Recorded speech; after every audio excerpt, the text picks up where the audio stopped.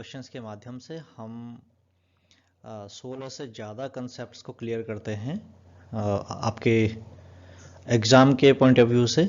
और एग्ज़ाम की date sheet भी आ चुकी है। 16 मार्च से आपका एग्ज़ाम शुरू होने हैं। इकोनॉमिक्स का पेपर 31 मार्च को दिखाया गया अभी जो डेट शीट में है। तो संभावना ये है कि 31 मार्च को आपके इकोनॉमिक्स का एग्ज़ाम होगा। तो आइए हम तैयारी करते हैं। जो पहला प्रश्न है, पहला कंसेप्ट है हमारा, वह है प्रश्न के माध्यम से उसको हम समझने की कोशिश करते हैं। पहला ही प्रश्न है, उपभोक्ता की आय और इन वस्तुओं की मांग के बीच नकारात्मक संबंध होता है। आपके विकल्प दिए गए हैं। एक है सामान्य वस्तुओं, दो गिफिन वस्तुओं, तीन उपरोक्त दोनों, या फिर चार उपरोक्त में से कोई नहीं। देखिए, जो ये क्वेश्चन है, ये जो प्रश्न है, ये प्रश्न है गिफिन वस्तुओं से संबंधित। जो गिफिन वस्तु की अवधारणा है उससे संबंधित है। और गिफिन वस्तु के बारे में आप लोग जानते हैं, आप लोगों ने पढ़ा है। गिफिन वस्तु किसे कहते हैं?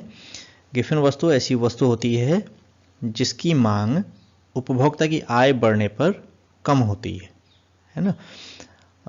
सीधा मतलब यह है कि ऐसी वस्तुएं जिनका अमीर लोग, है ना, अमीर उपभोक्ता कम या नहीं उपभोग करते हैं, ठीक है। और जो गरीब लोग होते हैं या गरीब उपभोक्ता होते हैं, कम आय वाले, गरीब कहने की बजाय हम कहेंगे कम आय वाले उपभोक्ता होते हैं, वो उसका अधिक उपभोग करते हैं। ऐसी वस्तुओं को हम गिफिन वस्तु कहते हैं, ठीक है। तो अमीर लोग का मतलब है हमारा जो अमीर लोग हमने कहा है, अमीर लोग का मतलब संबंध है हमारा अधिक आय से, ठीक है। और जो गरीब हम जो कह रहे हैं, गरीब का भी संबंध भी किससे है? आय से है, कम आय से है, ठीक है। तो समझाने के लिए गरीब और अमीर कहा गया है। वास्तव में हम इसको अधिक आय और कम आय के रूप में देखते हैं, ठीक है। अगर आय अधिक है तो उपभोग कम होता है, और अगर आय कम है तो उपभोग अधिक होता है। कुछ वस्तुओं के संदर्भ में ऐसा होता है, ठीक है। तो ऐसी वस्तुओं को हम गिफिन वस्तु या निम्न कोटि की वस्तु कहते हैं। तो उपभोक्ता की आय और इन वस्तुओं के बीच नकारात्मक संबंध होता है। नकारात्मक का मतलब यह है कि अगर आय अधिक है, उपभोक्ता की आय अगर बढ़ रही है तो वस्तु की मांग कम हो जाती है, ठीक है। इसी को हम कहते हैं नकारात्मक आय प्रभाव। नकारात्मक आय प्रभाव, ठीक है। तो यहां पर हम जो नकारात्मक आय प्रभाव का मतलब यह है किसी वस्तु की आय पर किसी वस्तु की मांग पर उपभोक्ता की आय का नकारात्मक प्रभाव होता है। तो हमारा सही उत्तर हो जाएगा गिफिन वस्तु, ठीक है। अगला क्वेश्चन देखते हैं।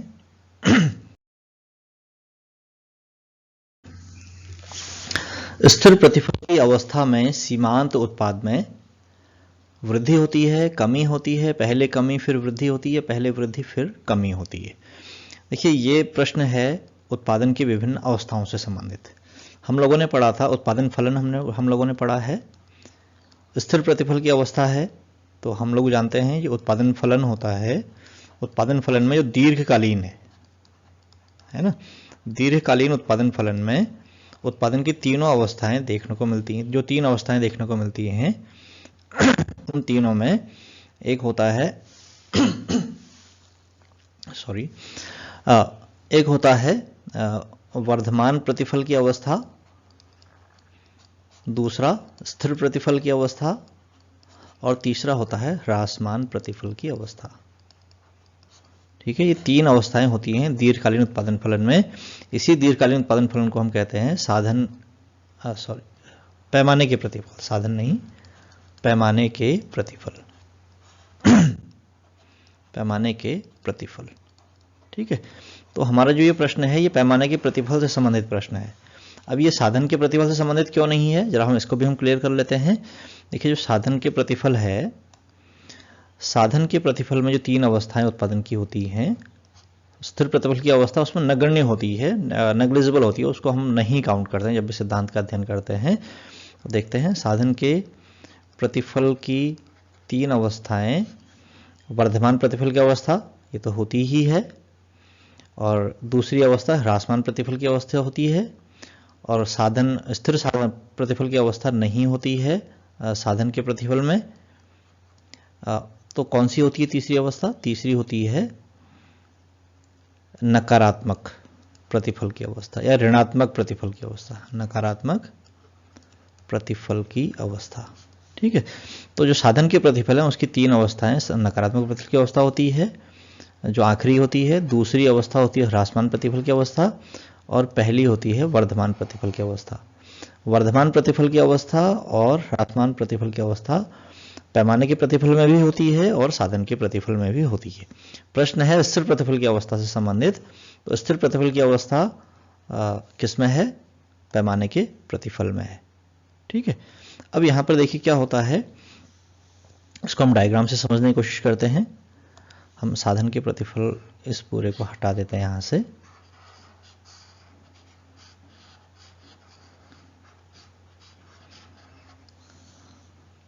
देखिए जो पैमाने के प्रतिफल का जो डायग्राम बनता है तीनों अवस्थाओं को दिखाने वाला, वो कुछ इस तरह का बनता है।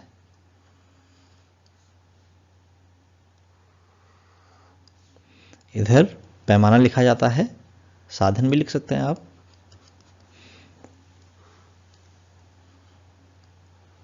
इस तरीके से इसको लिखा जाता है सीमांत उत्पाद। हम सीमांत उत्पाद से संबंधित प्रश्न की बात कर रहे हैं। अब देखिए जो सीमांत उत्पाद शुरू में ये 0 है, यहां से शुरू करेंगे हम, दाईं ओर बढ़ते जाएंगे, तो जब पहले क्या होता है सीमांत उत्पाद बढ़ता है, ऊपर की ओर जाता है ना, फिर उसके बाद बिल्कुल तिरछा हो जाता है, तिरछा मतलब कांस्टेंट हो जाता है, रेखा तिरछी हो जाती है और फिर नीचे की ओर गिरने लगती है। ठीक है, जब ऊपर की ओर बढ़ रही है जिस अवस्था तक, यहां तक हम कहेंगे सीमांत उत्पाद बढ़ता है। इसको हम उत्पादन की प्रथम अवस्था कहते हैं, या ये वर्धमान प्रतिफल की अवस्था है। ठीक है, जो वर्धमान प्रतिफल लिखा हमने, इस प्रतिफल की अवस्था है। दूसरा स्टेज जो है जहां पर सीमांत उत्पाद एक तिरछी रेखा है, बिल्कुल साधन एक्सिस के समांतर है, तो ये उत्पादन की दूसरी अवस्था है और इसको हम कहते हैं स्थिर प्रतिफल की अवस्था। ये स्थिर प्रतिफल की अवस्था ये दूसरी होती है। ठीक, और जो तीसरी अवस्था है उत्पादन की, जो दीर्घकालीन उत्पादन फलन की आखिरी अवस्था होती है, या ऐसा कह सकते हैं हम, या फिर उत्पादन के एक साइकिल की आखिरी अवस्था होती है, इसको हम कहते हैं ह्रासमान प्रतिफल की अवस्था यहां पर। ठीक है, तो स्थिर प्रतिफल की अवस्था में सीमांत उत्पाद में, अब स्थिर प्रतिफल की अवस्था कौन सी है हमारी? स्थिर प्रतिफल की अवस्था है ये वाली, है ना, ये स्थिर प्रतिफल की अवस्था है दूसरी, नंबर 2 स्थिर प्रतिफल की अवस्था ये है, इस लाइन से इस लाइन के बीच में, ये जो लाइन है इन दोनों लाइंस के बीच में, इसमें सीमांत उत्पाद एक तिरछी रेखा के रूप में है, यानी सीमांत उत्पाद में ना तो कमी हो रही है ना ही वृद्धि हो रही है, जितना है उतना बना हुआ है। ठीक है, तो स्थिर प्रतिफल की अवस्था में सीमांत उत्पाद में वृद्धि होती है, कमी होती है, पहले कमी होती है, फिर वृद्धि होती है, पहले वृद्धि होती है, फिर कमी होती है। चारों ही विकल्प गलत हैं, प्रश्न बनाने में गलती हुई है। तो इसका जो सही उत्तर होगा 5वां विकल्प लिख देते हैं यहां पर, सीमांत उत्पाद स्थिर रहता है।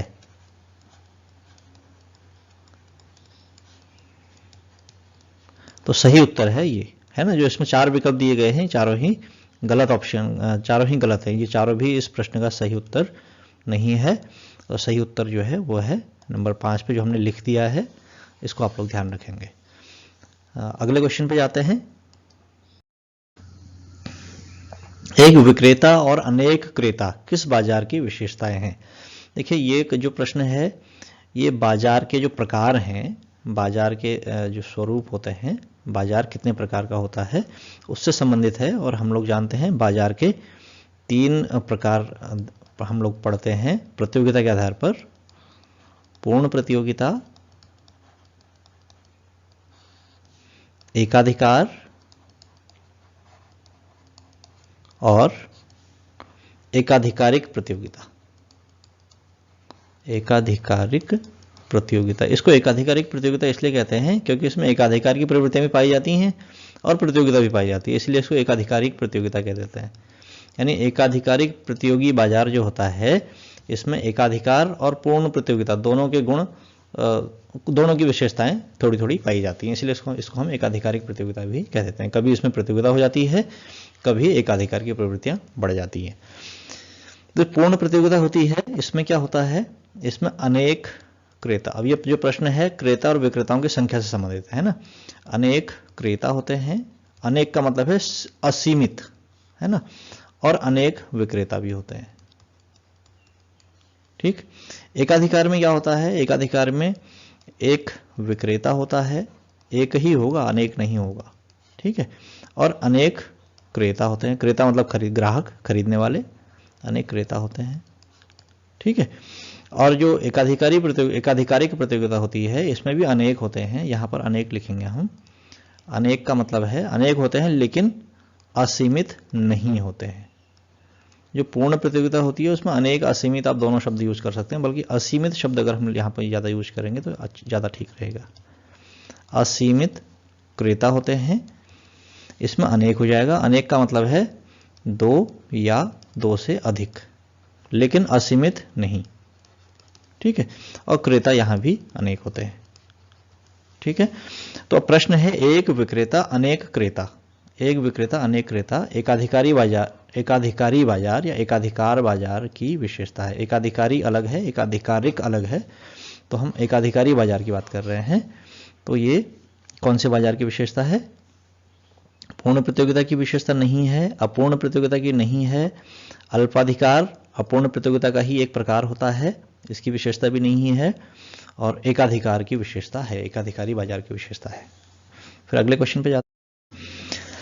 दीर्घकाल में यह लागत नहीं होती है। देखिए, जब भी हम दीर्घकाल या अल्पकाल की बात करते हैं तो इसका संबंध उत्पादन फलन से होता है।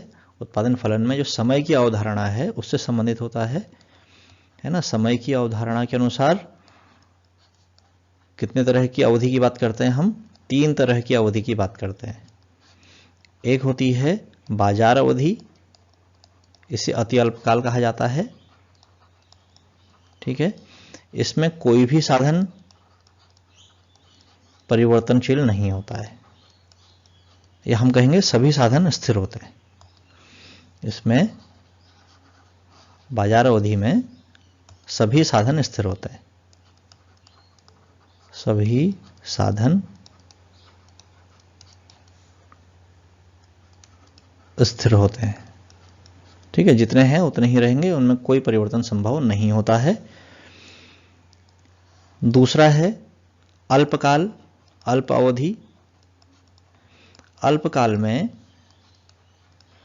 कुछ साधन स्थिर होते हैं,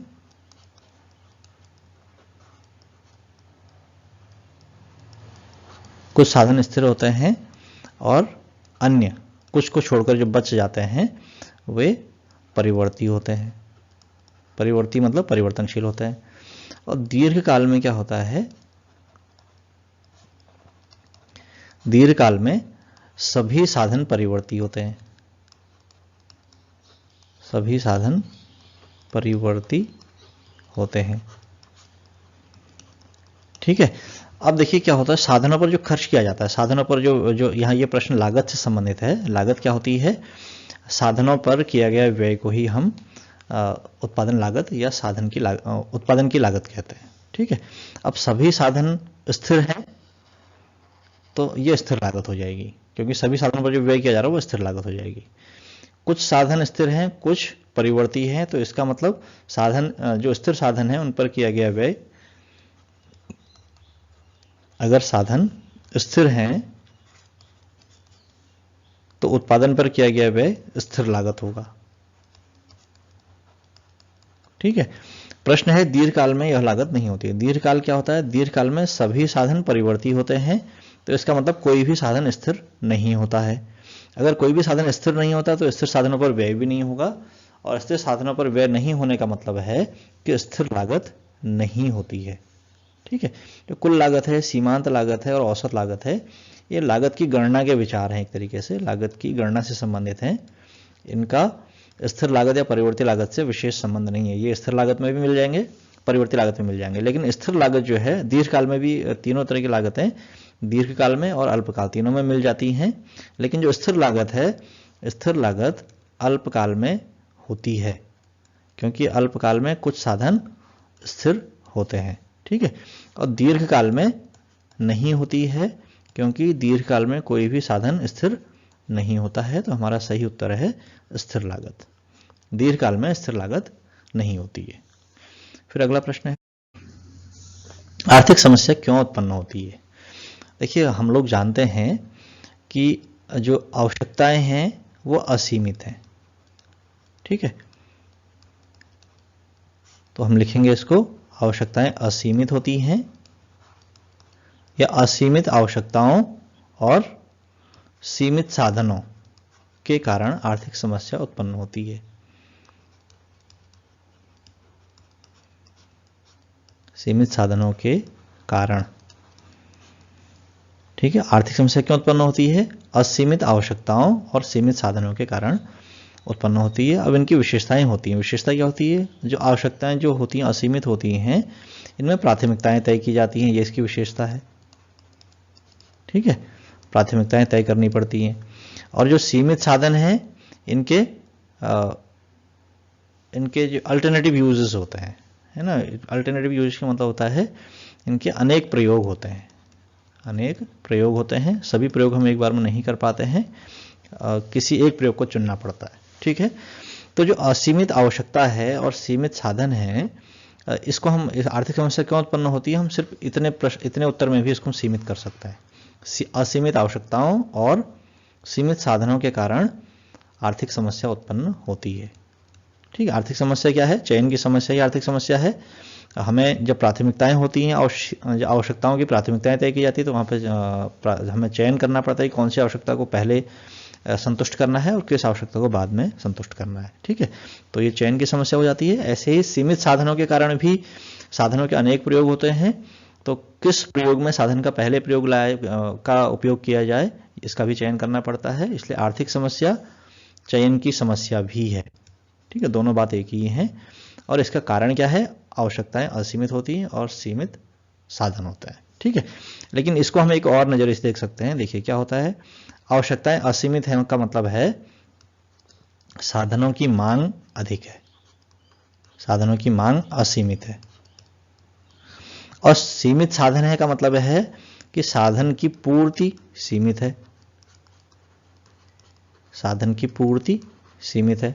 साधन की मांग अधिक है और पूर्ति कम है। हम यहां पर बना रहे हैं इसको, साधन की मांग मोर देन, ग्रेटर देन साधन की पूर्ति, ठीक है। और इसको हम क्या कहते हैं? जब साधनों की मांग साधन की पूर्ति से अधिक होती है तो उसे हम क्या कहते हैं? उसे हम कहते हैं दुर्लभता, ठीक। तो अब इस प्रश्न के उत्तर को हम दो तरीके से लिख सकते हैं।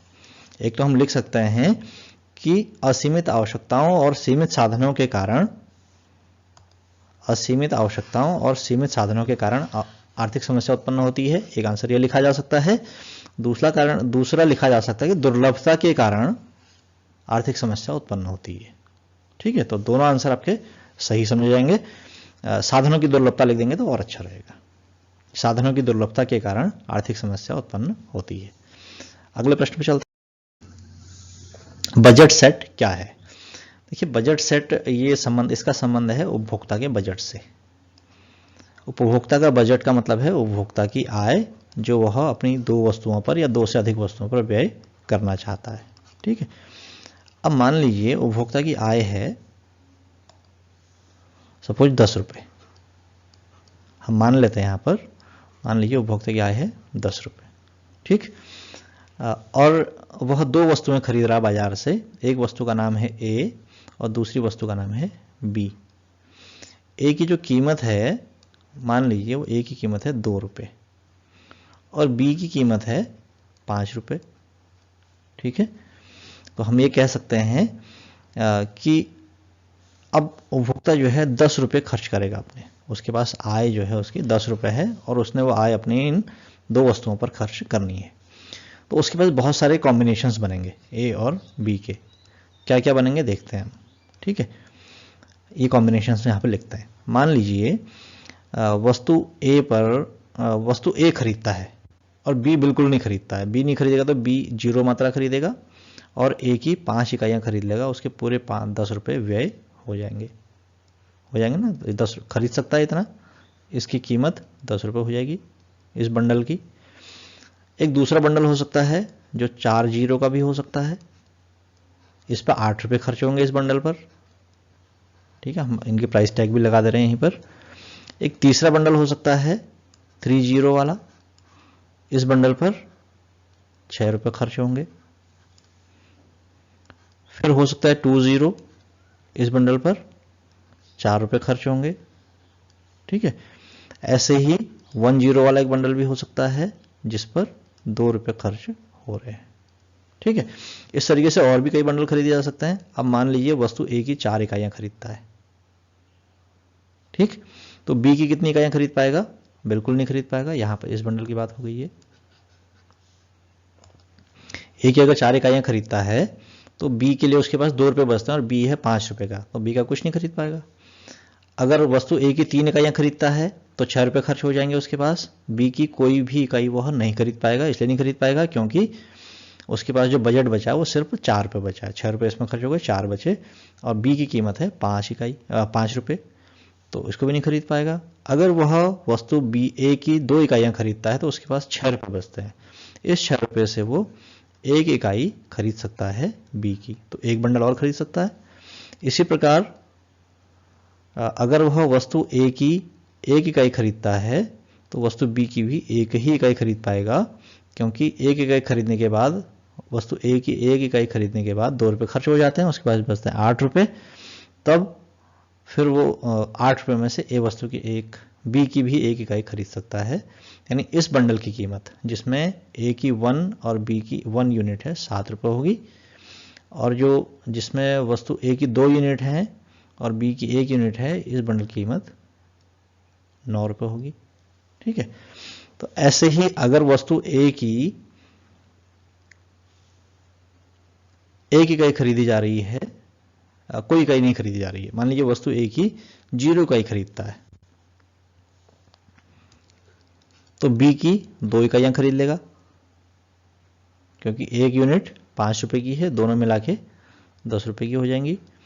फिर इसी प्रकार 0-1 भी खरीद सकता है, वस्तु ए की 1 यूनिट, वस्तु ए की 1 यूनिट 0 यूनिट खरीद रहा है, बी की 1 यूनिट खरीदे तो इसकी कीमत हो जाएगी 5 रुपये, ठीक है। तो अब देखिए कितने सारे बंडल इस 10 रुपये की आय से खरीदे जा सकते हैं। यानी जब उपभोक्ता की आय 10 रुपये है तो संभावित बंडल कौन कौन से हैं जिन्हें उपभोक्ता खरीद सकता है, ठीक है, उनकी हम बात करते हैं। एक बंडल है, हम ए को पहले बोलेंगे बी को बाद में। एक बंडल है 5 जीरो का, मतलब है ए की 5 यूनिट बी की 0 यूनिट। दूसरा बंडल है 4 जीरो, तीसरा 3 जीरो, 2 जीरो, 1 जीरो। इसके अलावा 2-1, 1-1, 0-2 और 0-1, ये बंडल उपभोक्ता द्वारा खरीदे जा सकते हैं, ठीक है। ये सभी बंडल उपभोक्ता की पहुंच में है, या उपभोक्ता इन सभी बंडलों में से किसी भी एक बंडल को खरीद सकता है, ठीक है। तो इन बंडल्स का जो सेट बनता है ना, बजट सेट का मतलब है, अगर हम इसको ऐसे लिखें ए कॉमा बी, इसको अगर हम ऐसे लिख लें 5,0, 4,0, 3,0, 2-0, 1-0, 2-1, 2-1 ये वाला है, फिर ऐसे ही 1-1, फिर 0-2, देन 0-1, ठीक है। 0-0 नहीं करेंगे क्योंकि 0-0 का मतलब वो कुछ नहीं खरीद रहा है, यहां पर हम खरीदने की बात कर रहे हैं। तो इस 10 रुपये के बजट से उपभोक्ता इन सभी बंडल्स के इस पूरे सेट में से किसी भी बंडल को खरीद सकता है।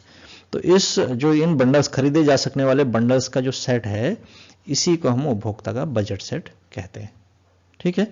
तो आप इसी को परिभाषा के रूप में लिख सकते हैं कि किसी उपभोक्ता का बजट सेट उन सभी बंडलों का एक सेट होता है जिन बंडलों को उपभोक्ता अपनी आय से या अपने बजट से खरीद सकता है, ठीक, खरीदने की संभावना होती है, जिनका मूल्य उसके बजट के बराबर या बजट से कम होता है। जिन बंडल्स का मूल्य उपभोक्ता के बजट या बजट से कम होता है, ऐसे बंडल्स के सेट को हम उपभोक्ता का बजट सेट कहते हैं। अगले क्वेश्चन पे चलते हैं। परिवर्ती अनुपात का नियम की 2 मान्यताएं लिखिए। अब देखिए जो परिवर्ती अनुपात का नियम है, इसी को हम कहते हैं साधन के प्रतिफल। ठीक है, इसी को साधन के प्रतिफल कहा जाता है। इसका एक नाम और है साधन के प्रतिफल, परिवर्ती अनुपात का नियम, परिवर्तनशील अनुपात का नियम भी कह देते हैं, लिख देते हैं। परिवर्ती अनुपात का नियम, परिवर्तनशील अनुपात का नियम, दोनों का कंसेप्ट एक ही है, साधन के प्रतिफल। और उत्पत्ति ह्रास नियम भी कहा जाता है इसे, उत्पत्ति ह्रास नियम, बल्कि पहले इसको उत्पत्ति ह्रास नियम ही कहा जाता था, फिर बाद में इसको परिवर्ती अनुपात का नियम कहा गया, अब इसे साधन के प्रतिफल कहा जाने लगा है। और इन तीनों का अगर हम एक नाम कहें, एक और कंसेप्ट इसमें है, ये अल्पकालीन कंसेप्ट होते हैं, तो इसे अल्पकालीन उत्पादन फलन भी कहते हैं। ठीक है, अल्पकालीन उत्पादन फलन। ठीक, अब जब कोई साधन, कोई उत्पादन फलन अल्पकालीन होता है तो उसकी क्या विशेषताएं होती हैं? देखो, एक मान्यताएं लिखी है ना, इसकी मान्यताएं, एक तो ये मान्यता होगी कि एक साधन स्थिर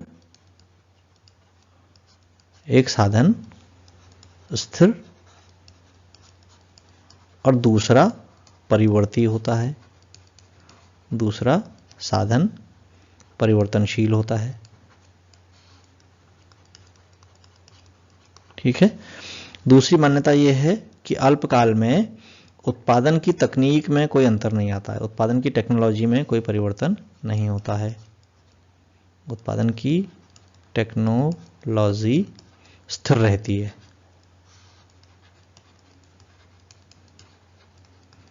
परिवर्तन नहीं होता है। ठीक है, और इसमें क्या है, जो तीसरा है, एक साधन स्थिर है और दूसरा साधन परिवर्तनशील है, यानी एक को स्थिर रखते हुए दूसरे की मात्रा बढ़ाई जाती है। एक को स्थिर रखते हैं तो मान लीजिए पहला साधन 1 है, दूसरा साधन भी 1 है, फिर पहले को 1 ही रखा गया, दूसरे को बढ़ा के 2 कर दिया, पहला 1 ही रहा, दूसरे को बढ़ा के 3 कर दिया। तो इस तरीके से हम देखते हैं कि इनके बीच में जो अनुपात है, साधन अनुपात, पहली स्टेज में 1:1 था, फिर 1:2 हो गया, फिर 1:3 हो गया, यानी साधनों के बीच जो अनुपात है वो बदलता रहता है, इसीलिए इसको परिवर्ती अनुपात का नियम कहते हैं। तो तीसरी मान्यता इसकी हो सकती है, साधन अनुपात बदलता है, बदलता रहता है, या बदलता है, या साधन अनुपात परिवर्तनशील होता है। तो तीनों मान्यताएं इस परिवर्ती अनुपात नियम की होती हैं। तीनों में से कोई भी दो आपको लिखनी है, लिख सकते हैं। अगले, सीमांत लागत वक्र U आकार का क्यों होता है? देखिए, प्रश्न यहां पर 1 नंबर में इस प्रश्न को जरूर लिख दिया गया है, लेकिन वास्तव में यह प्रश्न 1 नंबर के लायक नहीं है, बल्कि कम से कम 3 या 4 नंबर के लायक है। ठीक है, ऐसा क्यों है? क्योंकि इसमें एक कंसेप्ट नहीं, इसमें 2 कंसेप्ट हैं। प्रश्न जरूर लागत से संबंधित है, लेकिन ये उत्पादन फलन से भी संबंधित है। इसमें 2 कंसेप्ट, इसके आंसर में 2 तरह के कंसेप्ट आते हैं। ठीक है, देखिए, ये उत्पादन फलन होता है, उत्पादन फलन क्या होता है? आउटपुट और इनपुट के बीच में संबंध को बताता है, यानी साधन और उत्पादन की मात्रा, उत्पादन की मात्रा के बीच जो फलनात्मक संबंध होता है, इसको हम उत्पादन फलन कहते हैं। ठीक है, अब होता क्या है, जो साधनों पर जो व्यय किया गया है उसको हम लागत कहते हैं, साधनों पर व्यय लागत कहा जाता है, और उत्पादन की मात्रा से जो प्राप्त जो मूल्य होता है उसको हम आगम कहते हैं। ठीक है, संप्राप्ति कहते हैं या आय कहते हैं। अब यहां पर जो हम उत्पादन फलन में जो 3 अवस्थाओं की हम बात करते हैं, 3 अवस्थाएं होती हैं, वर्धमान प्रतिफल की अवस्था, दूसरा होती है स्थिर प्रतिफल की अवस्था, और तीसरी होती है ह्रासमान प्रतिफल की अवस्था। ठीक, वर्धमान प्रतिफल की अवस्था में क्या होता है? साधनों में वृद्धि, उत्पादन की मात्रा में वृद्धि, इन दोनों में तुलना होगी। ठीक है, उत्पादन की मात्रा में वृद्धि, साधनों में की गई वृद्धि कम होती है उत्पादन की मात्रा में वृद्धि से। ठीक है, स्थिर में क्या होता है? स्थिर में साधनों में वृद्धि, साधनों की मात्रा में की गई वृद्धि बराबर होती है उत्पादन की मात्रा में वृद्धि के बराबर होती है, उत्पादन की मात्रा में वृद्धि के। ठीक है, और ह्रासमान प्रतिफल में क्या होता है, साधनों में वृद्धि अधिक, साधनों में की गई वृद्धि यानी साधनों में परिवर्तन अधिक हो जाती है उत्पादन की मात्रा में वृद्धि से। ठीक है।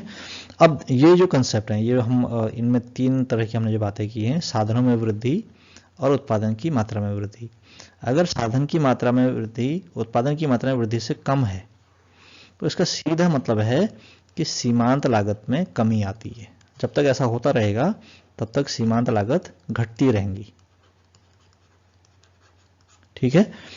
और जब साधनों में वृद्धि, साधनों की मात्रा में वृद्धि उत्पादन की मात्रा में वृद्धि के बराबर हो जाती है, यहां पर साधन जो सीमांत लागत है वो स्थिर हो जाती है। इसमें सीमांत लागत स्थिर, न्यूनतम और स्थिर दोनों, न्यूनतम भी रहेगी और स्थिर भी हो जाती है। ठीक है। तीसरी स्थिति क्या है, साधनों में वृद्धि अधिक हो जाती है उत्पादन की मात्रा से, उत्पादन की मात्रा में वृद्धि से। ऐसी स्थिति में जो सीमांत लागत है वो बढ़ने लगती है, सीमांत लागत में वृद्धि होती है। ठीक। अब देखिए किसी भी उत्पादन फलन में क्या होता है, शुरू में अगर हम 0 से उत्पादन शुरू कर रहे हैं और साधन बढ़ाते जा रहे हैं x की ओर, तो शुरू में जो सीमांत उत्पाद होता है या जो प्रतिफल की अवस्था होती है शुरू में वर्धमान होती है, फिर स्थिर प्रतिफल की अवस्था आती है और फिर आखिर में ह्रासमान प्रतिफल की अवस्था आती है। ठीक है। अब देखिए क्या होता है, जब वर्धमान प्रतिफल की अवस्था है तो सीमांत लागत में कमी आएगी, यानी सीमांत लागत वक्र नीचे की ओर गिरेगा ऐसे। ठीक। अब मान लीजिए यहां से जो है आगे स्थिर प्रतिफल की अवस्था है, स्थिर प्रतिफल की अवस्था में सीमांत लागत स्थिर हो जाता है, न्यूनतम रहता है, तो इसी लेवल पर स्थिर हो जाएगा, ऐसे तिरछा हो जाएगा। ठीक है। अब मान लीजिए यहां से आगे ह्रासमान प्रतिफल की अवस्था है, ये इस लाइन से आगे तीसरी अवस्था, तो ह्रासमान प्रतिफल की अवस्था में जो सीमांत लागत होता है उसमें वृद्धि होती है, यानी वक्र ऊपर की ओर जाने लगता है ऐसे। ठीक है। तो हमारा सीमांत लागत वक्र ऐसे यू आकार का हो जाता है। ठीक है। तो इसका आंसर ये है, सीमांत लागत वक्र यू आकार का क्यों होता है, इसलिए होता है क्योंकि उत्पादन फलन में जब वर्धमान प्रतिफल की अवस्था होती है, उत्पादन फलन में आप इसको ऐसे ही लिखेंगे, उत्पादन फलन में वर्धमान प्रतिफल की अवस्था में सीमांत लागत में कमी होती है, स्थिर प्रतिफल की अवस्था में सीमांत लागत स्थिर हो जाता है, न्यूनतम और स्थिर हो जाता है, और ह्रासमान प्रतिफल की अवस्था में, ऐसे लिखा जाएगा इसको, उत्पादन फलन में ह्रासमान प्रतिफल की अवस्था में सीमांत लागत में वृद्धि होने लगती है। इसीलिए सीमांत लागत वक्र प्रारंभ में यू आकार का, यानी जब वर्धमान प्रतिफल की अवस्था होती है तो यू आकार का होता है, और जब स्थिर प्रतिफल की अवस्था होती है तो जब वर्धमान प्रतिफल की अवस्था होती है तो सीमांत लागत वक्र नीचे की ओर गिरता है, जब स्थिर प्रतिफल की अवस्था होती है तो सीमांत लागत वक्र स्थिर हो जाता है न्यूनतम पर, और जब सीमांत लागत वक्र जब ह्रासमान प्रतिफल की अवस्था होती है तो सीमांत लागत वक्र ऊपर की ओर बढ़ने लगता है। इसको आप ऐसे ही लिखोगे। इसको मैं आपको एक और तरीके से, एक नए तरीके से अभी बातें करते करते मुझे समझ में आया है, इसको हम आपकी आंखों में ऐसे ही अटक जाएगा। कोशिश करता हूं ऐसा डायग्राम बनाने की, बहुत सिंपल है। इस कंसेप्ट को समझने के लिए हम ऐसी कोशिश करते हैं। देखिए हमने कहा सीमांत लागत वक्र का संबंध किससे संबंधित है, इसका उत्पादन फलन से है। ठीक है। और उत्पादन फलन की तीन अवस्थाएं होती है, तो हम क्या करते हैं, सबसे पहले उत्पादन फलन का एक डायग्राम बना लेते हैं जिसमें तीन अवस्थाएं होती है, वर्धमान, स्थिर और ह्रासमान। यहां पर हम साधन दिखा देंगे एक्स एक्सिस पर,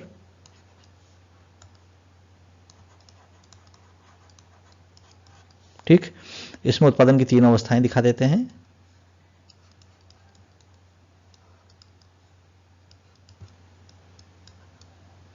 पहली अवस्था को हम कह रहे हैं वर्धमान प्रतिफल की अवस्था, दूसरे को कह रहे हैं स्थिर प्रतिफल की अवस्था, और तीसरे को कह रहे हैं ह्रासमान प्रतिफल की अवस्था। ठीक है। इधर हम उत्पाद लिख देते हैं, 0 हो गया। ठीक है। अब ठीक इसी के नीचे हम एक लागत वक्र बना देते हैं, बिल्कुल इसी प्रकार से। ठीक। अब जब वर्धमान प्रतिफल की अवस्था है तो सीमांत लागत वक्र नीचे की ओर आएगा ऐसे यहां तक। स्थिर प्रतिफल की अवस्था में न्यूनतम पर स्थिर हो जाएगा इस तरीके से, और ह्रासमान प्रतिफल की अवस्था में सीमांत लागत वक्र ऊपर की ओर हो जाएगा। और यहाँ पर क्या होता है, उत्पादन फलन में वर्धमान प्रतिफल की अवस्था में सीमांत उत्पाद ऊपर बढ़ता है, फिर मैक्सिमम पर स्थिर होता है और फिर नीचे की ओर गिरने लगता है। ये है सीमांत लागत वक्र, सॉरी सीमांत उत्पाद वक्र। ठीक है, और यहाँ पर हम क्या कह रहे हैं, सीमांत लागत, ये साधन इस यहां से जुड़ा हुआ है, इधर उत्पाद की मात्रा होगी। ठीक है, उत्पाद की मात्रा जैसे जैसे बढ़ रही है, पहले सीमांत लागत कम हो रही है, फिर सीमांत लागत स्थिर हो जाता है। तो जो हमारा जो सीमांत उत्पाद वक्र है बिल्कुल उसका अपोजिट होता है सीमांत लागत वक्र। ठीक है, ये आपके समझने के लिए। हम बातें कैसे करेंगे, ये ऊपर वाला जो डायग्राम का ऊपर का हिस्सा है, इसमें हम कहेंगे उत्पादन फलन में वर्धमान प्रतिफल की अवस्था, स्थिर प्रतिफल की अवस्था और ह्रासमान प्रतिफल की अवस्था, 3 अवस्थाएं होती हैं। जब तक वर्धमान प्रतिफल की अवस्था होती है तो सीमांत लागत कम होती है, सीमांत लागत में कमी आती है। जब स्थिर प्रतिफल की अवस्था होती है तो सीमांत लागत न्यूनतम होती है और स्थिर रहती है। और जब ह्रासमान प्रतिफल की अवस्था होती है तो सीमांत लागत ऊपर की ओर बढ़ने लगती है ना। इसीलिए सीमांत लागत वक्र यू आकार का होता है। ठीक है, अगले क्वेश्चन पे चलते हैं। व्यावसायिक बैंक का कार्य नहीं है।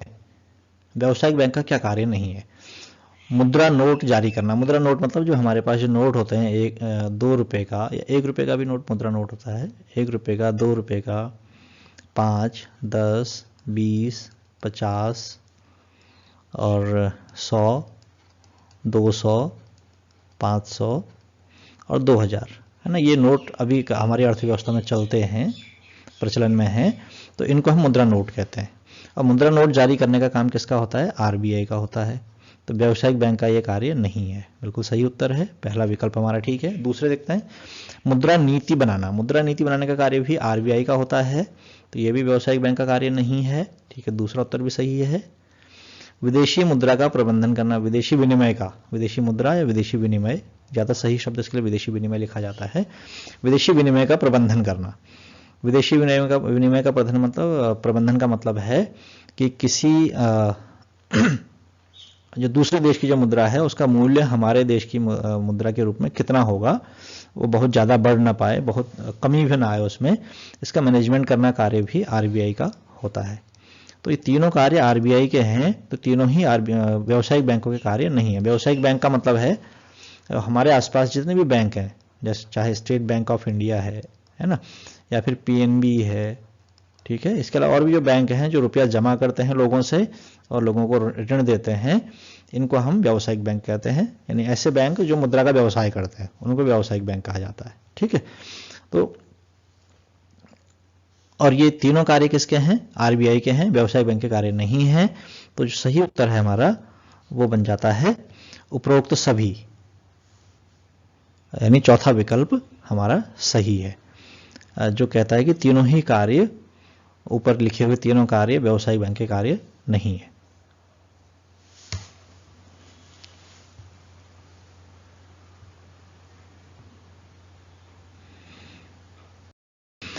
अब अगला प्रश्न है, आय में परिवर्तन का निवेश में परिवर्तन से अनुपात को कहते हैं। ये जो प्रश्न है इसका संबंध आय के निर्धारण, जो मैक्रो इकोनॉमिक्स में चैप्टर है आय का निर्धारण, इससे संबंधित है। आय का निर्धारण में जो निवेश गुणक, आय का निर्धारण है ना, इस चैप्टर में निवेश गुणक की जो अवधारणा है उससे संबंधित प्रश्न है। तो इसी से हमें पता चलता है कि निवेश गुणक से संबंधित है, लेकिन जो सीमांत उपभोग प्रवृत्ति है, औसत उपभोग प्रवृत्ति है और औसत बचत प्रवृत्ति है, इन चारों का संबंध इस चैप्टर से है। ठीक है, तो सही उत्तर क्या होगा, अब हम इसको देखते हैं। आय में परिवर्तन का, आय में परिवर्तन, देखिए जब हम मैक्रो इकोनॉमिक्स पढ़ते हैं तो आय को वाई लिखा, कैपिटल वाई लिखा जाता है, और निवेश में परिवर्तन, निवेश को कैपिटल आई लिखा जाता है। ठीक है, परिवर्तन को हमेशा डेल्टा लिखा जाता है, आई को भी हम डेल्टा लिख लेंगे क्योंकि निवेश में परिवर्तन की बात हो रही है। दोनों के बीच में जो अनुपात है डेल्टा वाई का डेल्टा आई से क्या अनुपात है, इस अनुपात को हम कहते हैं, देखिए एक फॉर्मूला है निवेश गुणक का। क्या फॉर्मूला है? Delta Y is equal to K dot delta I. ठीक है, तो इसमें क्या हो जाता है, डेल्टा वाई अगर हम डेल्टा आई को इधर ले आए डेल्टा वाई के साथ, तो इधर ये के के साथ मल्टीप्लाई में है, तो दूसरी तरफ आएगा बराबर के, तो delta Y divided by delta I हो जाता है। ये अनुपात बन गया बराबर के। तो अब ये जो के है, इस के को ही हम कहते हैं निवेश गुणक। ठीक है, और जो भिन्न के रूप में जो भी संख्या लिखी जाती है उसको हम कहते हैं अनुपात। तो निवेश गुणक क्या है? निवेश गुणक का अनुपात है। किसका अनुपात है? डेल्टा वाई और डेल्टा आई का जो अनुपात होता है, डेल्टा वाई का डेल्टा आई से जो अनुपात है उसी को हम निवेश गुणक कहते हैं। ठीक है, तो जो सही उत्तर है वह है निवेश गुणक। इससे संबंधित न्यूमेरिकल्स भी कभी एग्जाम में आ जाता है कि आय में 100 रुपये परिवर्तन करने पर, या आय में 1000 रुपये की वृद्धि, सॉरी निवेश में 1000 रुपये की वृद्धि करने पर आय में कितनी वृद्धि होगी यदि निवेश गुणक का मान 2 है या 4 है। इस तरीके से प्रश्न आ जाते हैं। आप ऐसे प्रश्नों का अभ्यास करते रहें, बहुत इंपॉर्टेंट है कंसेप्ट है। अगला प्रश्न, अप्रत्यक्ष कर का उदाहरण है। देखिए, संपत्ति कर, निगम कर, आयकर, वस्तु और सेवा कर। जो संपत्ति कर होती है ये डायरेक्ट टैक्स होता है। जिसके पास जितनी संपत्ति होगी उस पर उतना ही टैक्स लगता है, और वो टैक्स किसी और से नहीं ले सकता है। जिस व्यक्ति पर संपत्ति है, जिस व्यक्ति के पास संपत्ति है, उसी व्यक्ति को टैक्स देना होता है, और वो अपनी संपत्ति से ही या अपनी आय से ही, यानी अपनी संपत्ति के हिस्से से ही टैक्स देता है। तो वो किसी और व्यक्ति से इस टैक्स को नहीं ले सकता है किसी भी तरीके से। इसको कहते हैं डायरेक्ट टैक्स। ठीक है, संपत्ति कर। निगम कर, निगम कर भी एक तरह का आय कर होती है। ठीक है, किसकी आय होती है? कंपनियों की आय। जो कंपनियां होती हैं, कोई भी फैक्ट्री या कोई भी कंपनी, उन कंपनियों की आय को हम, कंपनियों को ही निगम कहते हैं। तो कंपनियों की आय पर जो कर लगता है उसको निगम कर या कॉर्पोरेट टैक्स कहा जाता है। ठीक है, और जो आय कर है ये व्यक्तियों की, व्यक्ति और कंपनी में थोड़ा अंतर होता है। व्यक्तियों की आय पर लगने वाला कर, व्यक्तियों की आय को हम, व्यक्तियों की आय पर लगने वाला कर आयकर, कंपनियों की आय पर लगने वाला कर निगम कर होता है। ठीक है, तो निगम कर और आयकर दोनों एक तरीके से आयकर ही, इनकम टैक्स ही है, लेकिन नाम इनके अलग अलग होते हैं। तो और जो इनकम टैक्स होते हैं वो दोनों ही, ये दोनों ही निगम कर और इनकम टैक्स दोनों ही डायरेक्ट टैक्स है। और प्रश्न क्या रहेगा, इनडायरेक्ट टैक्स का उदाहरण बताइए। तो जो जीएसटी है, वस्तु और सेवा कर, ये अप्रत्यक्ष कर का उदाहरण है। संपत्ति कर डायरेक्ट टैक्स है, निगम कर डायरेक्ट टैक्स है, आयकर भी डायरेक्ट टैक्स है। अगला प्रश्न देखते हैं। अंतर्राष्ट्रीय व्यापार में रेखा से नीचे की मद में शामिल होता है। देखिए, जो अंतर्राष्ट्रीय जो व्यापार होते हैं, अंतर्राष्ट्रीय लेन देन है ना, अंतर्राष्ट्रीय व्यापार में जितने भी अंतर्राष्ट्रीय लेन देन होते हैं, यानी एक देश का दूसरे देश के साथ जो भी लेन देन होता है, उस लेन देन को हम अंतर्राष्ट्रीय व्यापार के लेखा जोखा में शामिल करते हैं। ठीक है, उस हिसाब किताब में शामिल करते हैं। ठीक, अब जो रेखा से नीचे की मद होती है, जो रेखा, इसमें दो तरह की मद है, उनको क्लासिफाई किया जाता है। रेखा से अबव द लाइन है ना, रेखा से ऊपर, रेखा के ऊपर की मदें, और रेखा से नीचे की मदें। ठीक है, जो रेखा से ऊपर की मदें होती हैं, इनका आर्थिक उद्देश्य होता है, यानी ये आर्थिक लेन देन को, आर्थिक हितों को ध्यान में रखते हुए किए जाते हैं। आर्थिक हित भी नहीं कहना चाहिए, बल्कि सीधे पैसे के लेन देन के आर्थिक लाभ को ध्यान में रखते हुए जो व्यापार किया, जो हिसाब किताब होता है, उसको हम रेखा से ऊपर की मदें कहते हैं। और कुछ अंतर्राष्ट्रीय लेन देन ऐसे होते हैं जिनका किसी आर्थिक लाभ से कोई लेना देना नहीं होता है।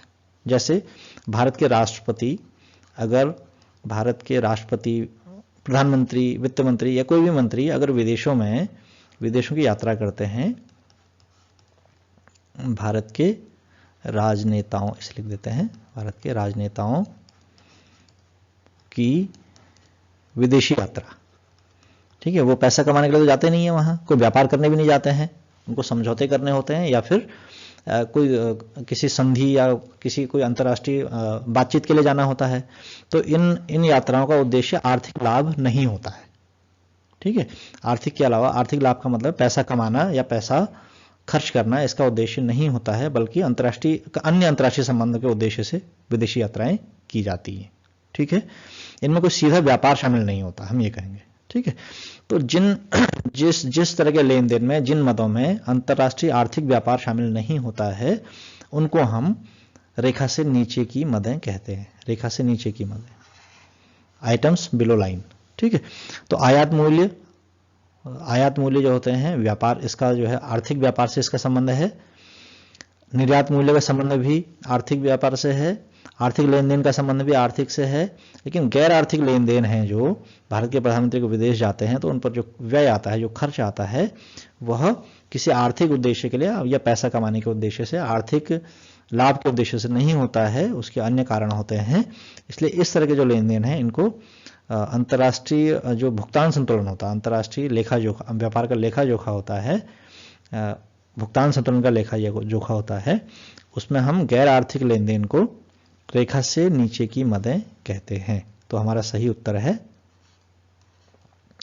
गैर आर्थिक लेन देन। ठीक है, फिर अगला प्रश्न, रोजगार, ब्याज और मुद्रा के सामान्य सिद्धांत नामक पुस्तक के लेखक का नाम लिखिए। देखिए, इस किताब का नाम है, अगर इंग्लिश नाम इसको सभी को पता होता है, the general theory. The general theory, इतने समझ में आ गया होगा मेरे ख्याल से सभी को। आधे से ज़्यादा बच्चों के दिमाग में बात आ गई होगी किस किताब की बात हो रही है और किस राइटर की बात हो रही है। The general theory of employment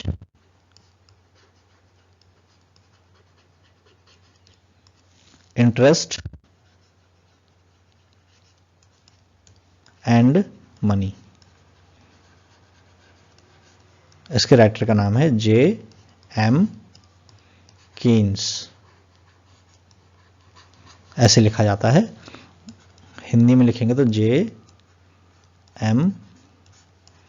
Keynes ऐसे लिखते हैं। फिर अगला प्रश्न, प्रवाह और स्टॉक का एक उदाहरण लिखिए। देखिए, आय प्रवाह का उदाहरण है, संपत्ति स्टॉक का उदाहरण है। ठीक है, तो ये अर्थशास्त्र की दृष्टि से राष्ट्रीय आय, आप इसको राष्ट्रीय आय लिख देंगे, राष्ट्रीय आय, आय भी लिखेंगे तब भी सही उत्तर होगा। और राष्ट्रीय संपत्ति, परिसंपत्ति, राष्ट्रीय संपत्ति। तो जो संपत्ति है वो स्टॉक का उदाहरण होती है और जो आय है वो प्रवाह का उदाहरण होती है। इसको आप बिल्कुल ऐसे समझ सकते हैं कि आपकी क्लास, आपके स्कूल में कितने बच्चे हैं, है ना, जो टोटल बच्चों की संख्या है वो स्टॉक है। ठीक है, बच्चों की संख्या क्या है, स्टॉक है। लेकिन जो प्रवेश हो रहे हैं, नए प्रवेश हो रहे हैं, या कोई नाम कटा के जा रहा है ना, प्रवेश हो रहा है, निर्गम हो रहा है बाहर, टीसी जी कटा के ले जाते हैं, तो ये प्रवेश और निर्गम जो है ये प्रवाह के उदाहरण है। समझने के लिए मैं इस बात को बता रहा हूँ। और बच्चों की संख्या स्कूल में जो है वो स्टॉक का उदाहरण है। ठीक है, आगे बढ़ते हैं। स्वायत्त उपभोग क्या होता है? इस जो ये क्वेश्चन है, इसका कंसेप्ट आय निर्धारण से, ये आय निर्धारण वाला चैप्टर है मैक्रो इकोनॉमिक्स में, ये भी उसी से संबंधित कंसेप्ट है। और स्वायत्त उपभोग की बाद मेरे ख्याल से आपका जो राष्ट्रीय आय वाला जो शुरू वाला जो चैप्टर है उसमें भी इसकी बात होती है। ठीक है, तो स्वायत्त उपभोग का मतलब ये है कि जीरो आय होने पर, शून्य आय होने पर, इसका मतलब कोई भी आय न होने पर, शून्य राष्ट्रीय आय होने पर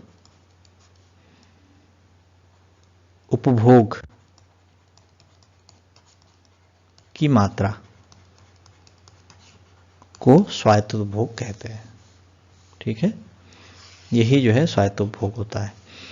हम लोग जानते हैं कि प्रत्येक व्यक्ति, हर मनुष्य, हर समाज को उपभोग करना होता है, लेकिन आय की स्थिति कभी कभी क्या होती है, हर समाज की या हर अर्थव्यवस्था की कभी कभी आय की स्थिति ऐसी हो सकती है कि उसकी आय न हो रही हो। जब शून्य आय होने की स्थिति में भी व्यक्ति या परिवार या कोई भी आर्थिक एजेंट उपभोग करता है, तो उसी उपभोग को हम स्वायत्त उपभोग या ऑटोनॉमस कंजम्पशन कहते हैं। अगला प्रश्न है सांविधिक तरलता अनुपात, SLR इसको कहा जाता है, क्या है? ठीक है, देखिए हम लोगों ने पिछले किसी वीडियो में बात की थी CRR की। हमने कहा था कि एक जमाकर्ता बैंक के पास जाता है और 100 रुपये जमा कर देता है। जमाकर्ता 100 रुपये जमा करता है बैंक में, और बैंक में 100 रुपये जमा करने के बाद बैंक को क्या करना होता है?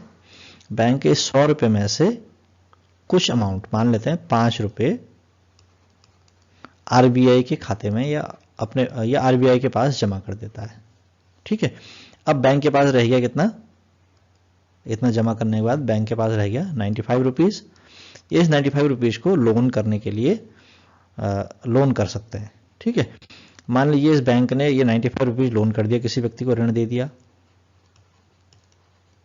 ठीक, क्योंकि उसको इसी ऋण से लाभ मिलता है, ये ऋण ही बैंक की संपत्ति होते हैं, उनके एसेट्स होते हैं।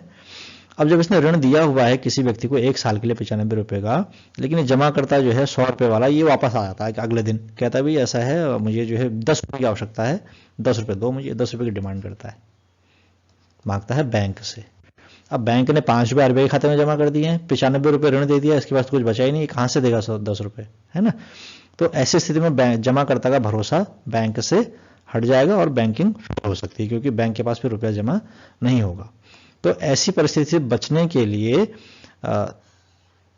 क्या उसने RBI ने या जो हमारे जो केंद्रीय जो बैंकिंग संस्थाएं होती हैं या केंद्रीय बैंक जो होता है, वो तय करता है कि भाई ऐसा है, जो 95 रुपये तुम्हारे पास बचा है, पूरे का 95 रुपये आप ऋण नहीं देंगे।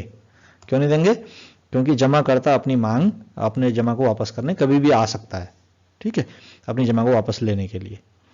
तो ये कहते हैं कि आप ऐसा करेंगे, बैंक के पास 95 में से 15 रुपये जो है हमेशा आप बैंक में रखे रहेंगे, बैंक में ही रखा रहेगा ये कैश के रूप में, और बचे हुए 80 रुपये आप ऋण दे सकते हैं। इस तरह का कुछ नियम बन सकता है।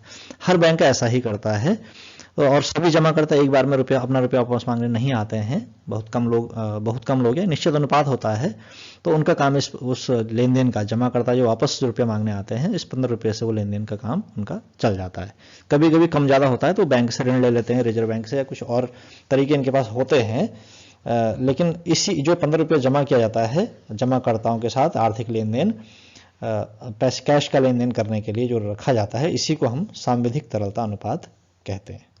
ठीक है, तो हम कह सकते हैं सांविधिक तरलता अनुपात जमाकर्ताओं द्वारा बैंक में जमा की गई धनराशि का वह अनुपात होता है जो जमाकर्ताओं की तुरंत मांग को पूरा करने के लिए बैंकों के पास तरल रूप में, तरल का मतलब है कैश के रूप में रखा गया होता है। ठीक है, इसको हम ऐसे लिख सकते हैं, बैंकों के पास कैश नकद के रूप में, कैश को नकद लिखेंगे के रूप में धनराशि बट्टे कुल जमा।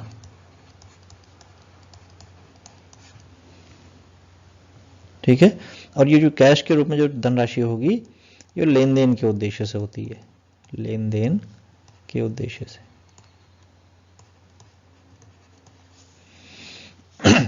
इसी को हम SLR कहते हैं। SLR बराबर बैंकों के पास कैश के रूप में धनराशि जो लेन देन के लिए, ग्राहकों के साथ लेन देन के लिए प्रयुक्त की जाती है। जो RBI खाते में जमा हुआ है, इसको ग्राहकों के साथ लेन देन नहीं किया जाता है। और कुल जमा। आगे